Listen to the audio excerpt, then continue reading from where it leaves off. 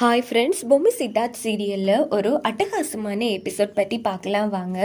அதுக்கு முன்னாடி நம்ம சேனலை சப்ஸ்கிரைப் பண்ணாதவங்க கீழே இருக்கிற சப்ஸ்கிரைப் பட்டனை கிளிக் பண்ணிவிட்டு பக்கத்தில் இருக்கிற பெல் பட்டனையும் கிளிக் பண்ணிடுங்க. சரி வாங்க வீடியோக்குள்ளே போகலாம். இந்த எபிசோட் எப்படி ஸ்டார்ட் ஆகுதுன்னா, சித்தார்த் அசுரர்களை அடித்ததால் உணர்ச்சியே இல்லாமல் கீழே கிடக்குறாங்க. இதை பார்த்து நம்ம குளத்துக்குள்ளே இருக்கிற பொம்மை வேம்பு சார் எழுந்துறீங்க அப்படின்னு சொல்லி அவங்க கத்திட்டு இருக்காங்க. இந்த பக்கம் கோவில் மக்களும் பார்த்துட்டு இருக்காங்க. இன்னொரு பக்கம் நம்ம பொம்மை எப்படியாச்சும் வேம்பு சாரை காப்பாற்றுங்க கடவுளே அப்படின்னும் போது நம்ம சித்தார்த்துக்கு சிவனோட அருள் கிடைக்குது. உடனே அந்த இடத்துல நம்ம சித்தார்த் ரொம்ப வேகமாக எழுந்துருச்சு. வந்திருக்கிற அசுரர்கள் எல்லாரையும் அடினா அடிச்சிட்டு இருக்காங்க. அப்படின்னு பார்த்து ராணி, நம்ம பாப்பா, நம்ம ராணி குதவுற அந்த 3 சாமி எல்லாருமே கோவிலுக்கு நம்ம சித்தார்த்த அசுர விட்டியே பார்த்துட்டு இருக்காங்க. இதை பார்த்து நம்ம ருத்ராவும் ஜார்ஜினியா அவங்களும் செம டென்ஷன் ஆகுறாங்க. எப்படி இவ்வளோ சக்தி இந்த சித்தார்த்துக்கு எப்படி கிடைச்சிது? அதான் எனக்கு ஒன்றும் புரியல தமனா. நான் அனுப்பின அசுரர்கள் ரொம்பவே வேகமானவங்க. அவங்கள யாராலையும் எதுவும் பண்ணவே முடியாது. அப்படி சித்தார்த் இவங்கள அடிச்சிட்டு இருக்கான்னா கண்டிப்பா இது அந்த கடவுளோட சக்தி இந்த சித்தார்த்துக்கு கிடைச்சதா அர்த்தம் அப்படின்னதும் ஜார்ஜினியா டென்ஷன் ஆகுறாங்க. இன்னொரு பக்கம் நம்ம ராணியை பார்த்து ரொம்ப சந்தோஷப்படுறாங்க. அப்போ 4 பேரையுமே அந்த இடத்துலயே கதையை முடிச்சிடுறாங்க. நம்ம சித்தார்த் ரொம்ப ஆக்ரோஷமா இருக்காங்க. அப்போ அந்த சாமியார் ராணி இங்க பாருமா, அந்த குளத்துல இருக்கிற தண்ணி எடுத்துட்டு சாமி மேல ஊற்றி அவரை சாந்தப்படுத்து அப்படின்னும் போது ராணி தண்ணி எடுக்க போறாங்க. இன்னொரு பக்கம் நம்ம சித்தார்த் அடிச்சதெல்லாம் சாவித்ரி கேங் பார்த்துட்டு இருந்திருப்பாங்க. அப்போ அந்த இடத்துல கையில் பொம்மையோட தான் இருக்காங்க. ஏன்னா அந்த பொம்மை 3 தான் ஜார்ஜினியா கோவிலில் வைக்க சொன்னாங்க இல்லையா? அதுக்கு என்னடா இவன் இந்த அடி அடிச்சு போட்டு இருக்கான், அதாம்மா எனக்கும் புரியல அப்படின்னு மன சொல்லிட்டு இருக்காங்க. அப்போ நம்ம டூப்ளிகேட் ரகுவர, ஆமா இங்கே தான் ராணி இருக்காளா அப்படின்னு கேட்டதும், ஆமா இப்போ என்னதுக்கு அப்படின்னு மனோ கேட்குறாங்க. இல்லை ராணிக்கிட்ட போய் இந்த பொம்மையை கொடுத்துட்டு வரேன் அப்படின்னது. யோ உனக்கு என்ன பைத்தியமாயா, நீயா போய் சரண்டர் ஆக போறியா அப்படின்னதும், என்ன சொல்றீங்க, இங்க பாரியா தயவு பண்ணி கொஞ்சம் அமைதியா இரு அப்படின்னும் போது ரகுவரன் அமைதியா இருக்காங்க. அதுக்கப்புறமா இந்த பொம்மைகளை என்ன பண்ணணும்னு ஜார்ஜினியா தான் சொல்லுவா அப்படின்னு சாவித்ரி சொன்னதும், ஓஹோ அப்படியா, அவ என்ன சொல்லுவான்னு எனக்கு தெரியும். எப்படியோ இங்க கோவிலுக்கு சின்ன பசங்க வருவாங்க இல்லையா, அவங்க விளையாடுறதுக்கு தானே இந்த பொம்மையை கொடுக்க சொல்லுவா அப்படின்னதும், ஐயோ படுத்துறானே, ஏயா இப்படி பாடா படுத்துற, கொஞ்சம் கம்மன் இருக்கியா அப்படின்னுட்டு திரும்பி பார்க்குறாங்க. பொம்மி நம்ம ராணி பொம்மி இருக்கிற குளத்துல தண்ணி எடுக்கும் போது பொம்மி ராணி ராணின்னு கூப்பிடுறாங்க. அக்கா நீயா பேசுற அப்படின்னு போது, ஆமா ராணி, இங்க இன்னைக்கு ரொம்ப சக்தி வாய்ந்த நாளாச்சு. முதல் ஜாம பூஜையிலேயே அந்த அபிஷேக தண்ணி இந்த குளத்துல தான் கலக்கும். அதனால எனக்கு பேசுற திறமை வந்துட்டு அப்படின்னதோ, அக்கா எனக்கு ரொம்ப சந்தோஷமா இருக்குக்கா, கவலைப்படாத, கூடி சீக்கிரமே நான் ஒன்னும் வெளியில கொண்டு வரேன் அப்படின்னதும் இதை பார்த்துட்டு இருந்த சாவித்திரிக்கு எங்க அதிர்ச்சி ஆகுறாங்க. என்னடா இவ கூட எல்லாம் பேசிட்டு இருக்காளே அப்படின்னு. அதுக்கப்புறமா அந்த சாமியார் கூப்பிட்டதும் தண்ணி எடுத்துட்டு சித்தார்த் மேலே ஊற்றுறாங்க. இங்கே சித்தார்த் மேலே தண்ணி ஊற்ற அங்கே நடராஜ பெருமாள் அவங்களோட தலையிலையும் தண்ணி ஊற்றுற மாதிரி காமிச்சாங்க. ரொம்ப அழகாக இருந்துச்சுன்னே சொல்லலாம். இங்கே பார்த்தோம்னா சாவித்திரிக்கையும் செம்ம டென்ஷன் ஆகிட்டு பொம்மையை ஜார்ஜினியா சொன்ன மாதிரி அந்த கோவிலுக்குள்ள ஒரு இடத்துல வச்சுட்டு நேராக குளத்தை எட்டி பார்த்துட்டு இருக்காங்க, பொம்மை இருக்காங்களான்னு. அப்படின்னு பார்த்து அந்த இடத்துல பொம்மை பேச ஆரம்பிக்கிறாங்க. ஏ சாவித்ரி, உங்கள் எல்லாராலையும் தான் நான் இந்த நிலைமைக்கு தள்ளப்பட்டிருக்கேன். கண்டிப்பாக வெளியில் உங்கள் எல்லார கதையை நான் முடிச்சிருவேன். இதை யாராலையும் தடுக்கவே முடியாது அப்படின்னதோ, ஐயோ அப்படி சொல்லி சாவித்திரி செம அதிர்ச்சியாகிறாங்க. அந்த இடத்துல என்னடா அது இப்படி பேசிட்டு இருக்கு, அதாம்மா எனக்கு புரியல அப்படின்னு மனோ கிளம்பிட்டு இருக்காங்க. ஐயோ இவ பேசிட்டு இருக்கிற விதத்தை பார்த்தா எமன் ஏரோப்ளேன்ல வந்துருவார் போல இருக்கே அப்படின்னு சாவித்திரி சொன்னதும் உடனே நம்ம டூப்ளிகேட் ரகுவர, ஆமா எம தர்மராஜா எருமையில தானே வருவாரு, இப்போலாம் ஏரோப்ளேன்லயா வராரு அப்படின்னு கேட்டது. யோ இங்க பாரியா, காமெடி பண்றன்ற பேர்ல என்ன கடுப்பேத்திட்டு இருக்க மவனே, அடங்கி இருக்கியா அப்படின்னு திட்டிட்டு நம்ம சாவித்திரி, வாங்க இந்த விஷயத்த போய் ஜார்ஜினியா கிட்ட சொல்லலாம் அப்படின்னுட்டு 3 பேரும் கிளம்புறாங்க. இந்த பக்கம் நம்ம தமன்னா வந்து செம டென்ஷனில் இருந்துட்டு இருக்காங்க, எல்லாமே போச்சுன்னு.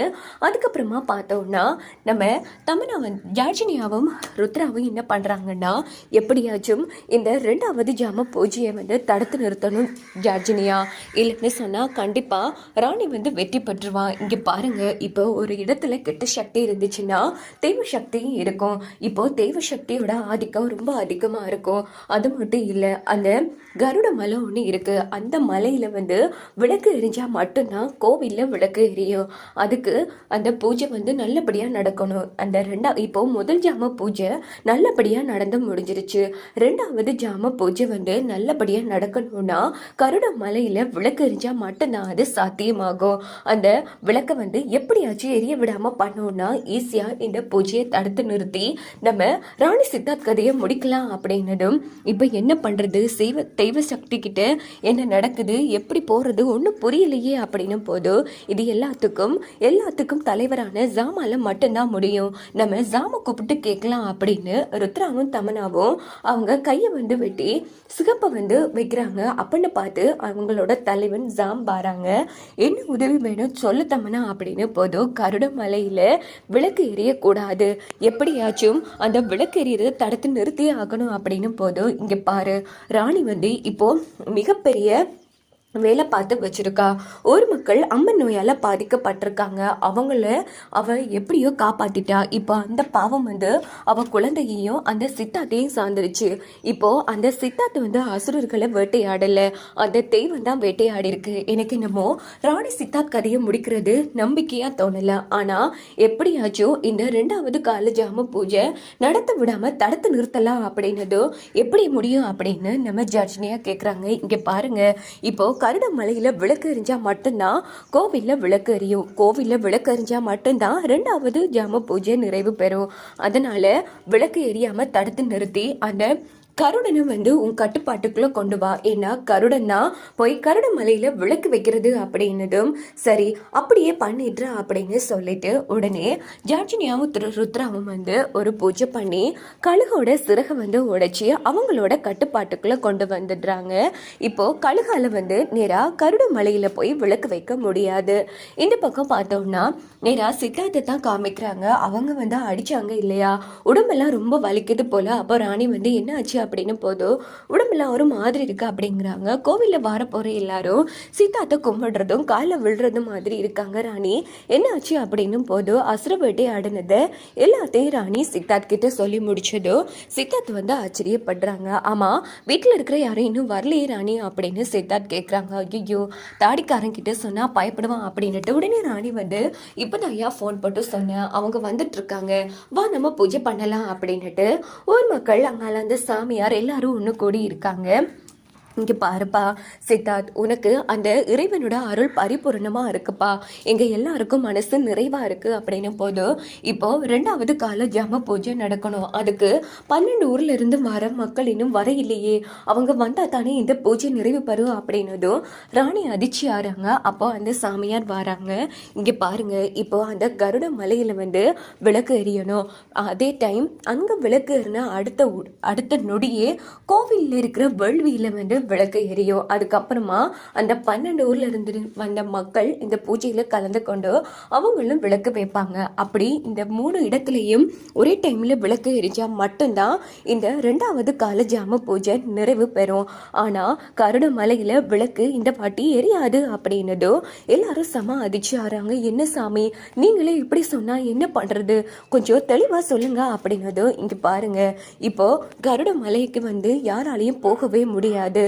எத்தனையோ மனுஷங்க போயிருக்காங்க, போனவங்க திரும்பி வந்ததா சரித்திரமே இல்லை.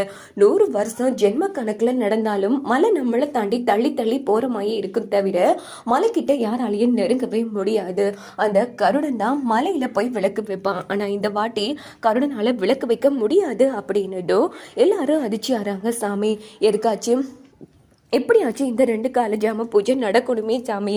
இப்போ கருடமலையில விளக்கு எரிஞ்சா மட்டும்தான் 12 இல்ல ஊர்ல இருக்கிற மக்கள் அந்த விளக்க பார்த்துட்டு கோவில்ல வந்து கொண்டாடி விளக்கு வைப்பாங்க. அவங்களும் வராம விளக்கும் எரியாம எப்படி சாமி இந்த பூஜை நிறைவு பெறும்? நீங்களே ஒரு பரிகாரம் சொல்லுங்க அப்படின்னு ராணியில இருந்து எல்லாரும் கேட்குறாங்க. இங்க பாருங்கப்பா, பரிகாரம் இருந்தா நான் முன்கூட்டியே சொல்லியிருக்க மாட்டேனா அப்படின்னு போதும் நம்ம பாப்பா வராங்க, பரிகாரத்தை நான் சொல்றேன் அப்படின்னு. பாப்பா நல்லா இருக்கியா பாப்பா அப்படின்னு பாப்பாவை பார்த்து சித்தார்த் அந்த இடத்துல ரொம்ப சந்தோஷப்படுறாங்க. இந்த பக்கம் பார்த்தோன்னா உடனே அந்த இடத்துல பாப்பா வந்து இங்கே பாருங்க எல்லாம் முடியும். இப்போ இறைவன் வந்து அவர் நேரடியாக வரமாட்டார், அவர் ரூபத்திலேயே ஒருத்தங்களை அனுப்பி வைப்பார். அப்படி இறைவனோட ஆசீர்வாதம் கிடைச்ச பொண்ணு தான் ராணி. அது மட்டும் இல்லாமல் ஒரு ஊரில் போய் நிறைய மக்களை வந்து அவள் காப்பாத்திருக்கா. அந்த புண்ணியமும் ராணியை தான் சாரும். அதனால் இப்போ இறைவனோட அருள் கிரகத்திலிருந்து வந்த ராணியால் மட்டும்தான் அந்த விளக்கேற்ற முடியும் அப்படின்னதும் எல்லாரும் அதிர்ச்சி ஆறாங்க. அது எப்படிமா, அது பொல்லாத மலையாச்சே அப்படின்னு போது இங்கே பாருங்க, இறைவனோட அருள் வந்து ராணிக்கு இருக்கு, கண்டிப்பா ராணி ஏற்றி முடிக்கலாம் அப்படின்னதும் உடனே அந்த இடத்துல ராணி இங்க பாரு பாப்பா, கண்டிப்பா விளக்க நான் ஏத்துறேன். அது மட்டும் கிடையாது ராணி, இப்ப நான் சொல்ல போற விஷயம் வந்து சாதாரணமா இருக்கும், ஆனா இதான் ரொம்ப முக்கியமான விஷயம். நீ அங்க கருடமலையில விளக்கு ஏற்றும் போது இங்க தசாவதானியோட அப்பாவான சித்தார்த் வந்து தன்னோட கண்ணை கட்டிட்டு கையில வந்து தீப்பந்தத்தோட 8 தடவைக்கு கோவில வந்து வலம் வந்து வேள்வியில போய் அந்த நெருப்பை எரிய வைக்கணும். நீ அங்க விளக்கு ஏற்றும் போது சித்தார்த்தும் இங்க சரியா நெருப்பை எரிய வைக்கணும். அப்படி நடந்தா மட்டும்தான் ஒரு மக்களும் வந்து பூஜையை நல்லபடியா நிறைவு செஞ்சு முடிப்பாங்க. அப்போதான் 2வது கால ஜாம பூஜை நல்லபடியா முடியும் அப்படின்னதும் எல்லாரும் சம அதிர்ச்சி ஆகுறாங்க. இதோட பார்த்தோம்னா இந்த எபிசோட் வந்து முடிஞ்சிருது.